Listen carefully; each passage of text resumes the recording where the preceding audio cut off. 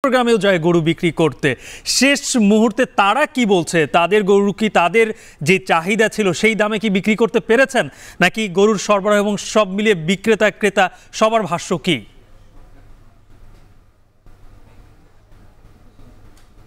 গালিব, মূলত গতকাল সকাল থেকেই যে জমজমাট বেচা বিক্রি সেটি শুরু হয় চট্টগ্রামে, এবং গত রাতে কিন্তু প্রচুর গরু বেচা বিক্রি হয়েছে চট্টগ্রামের সবগুলো হাটে। এবং আমরা আজকে সকালে যখন আসলাম দেখলাম যে এখানেও আমরা আসার পর প্রতিটি মিনিটেই কিন্তু গরু বেচা কেনা হচ্ছে বা পশু বেচা কেনা হচ্ছে, এবং সকাল থেকেই শেষ দিনের যে বাজার সেটিও একেবারে জমজমাট। কারণ আজকে যারা পশু কিনতে পারেননি তাদেরকেও আজকের মধ্যেই পশু কিনতে হবে, আর যারা বিক্রি করেননি অর্থাৎ সারা দেশ থেকে এসেছেন কিংবা আশেপাশের উপজেলা থেকে এসেছেন সারা বছরের পালিত গরুটি নিয়ে যে আশা নিয়ে এসেছেন, তারাও কিন্তু আজকের মধ্যেই বিক্রি করতে হবে। আমরা ক্রেতা বিক্রেতা দুজনের মধ্যেই শেষ হাটের যে উদ্বিগ্নতা চেহারায় সেটি দেখছি। মূলত যারা কিনতে পারেননি তারাও টেনশন নিয়ে ঘুরছেন বাজারে, যে পছন্দের পশুটি তারা তাদের যেই সাধ্য যে দাম সেই দামের মধ্যে কিনে নেবেন। তবে উত্তরবঙ্গ, বিশেষ করে কুষ্টিয়া, দিনাজপুর, বগুড়া সহ দেশের বিভিন্ন প্রান্ত থেকে কিন্তু খামারিরা চট্টগ্রামে পশু নিয়ে আসেন।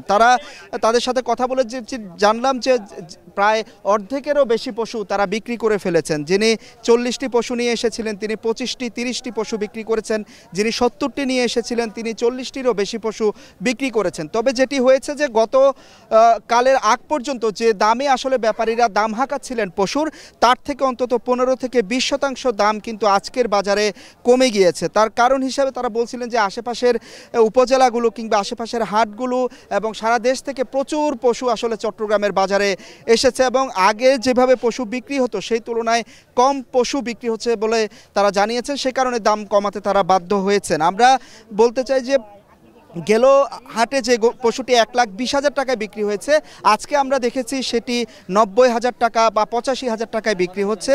এর আগে 2.5 লাখ টাকার দামের যে পশু দাম হাঁকানো হচ্ছিল সেটি বিক্রি হচ্ছে 1,90,000 টাকায়, অর্থাৎ বেশ খানিকটা দাম কমে এসেছে। তবে চট্টগ্রামে মাঝারি পশুর চাহিদা সবচেয়ে বেশি, পাশাপাশি ছোট ছোট পশুও কিন্তু চট্টগ্রামে বিক্রি হচ্ছে। আর খামারিরা যেটি বলছেন যে এবার গোখাদ্যের দাম অনেক বেড়েছে, সে কারণেই তারা এই দামে পশু বিক্রি করে আসলে লোকসানে পড়ছে না। আগামীতে গোখাদ্যের দাম কিভাবে কমানো যায় সেই বিষয়টির দিকে আসলে দৃষ্টি দেওয়ার জন্য তারা বলছেন। গালিব, জি অবশ্যই।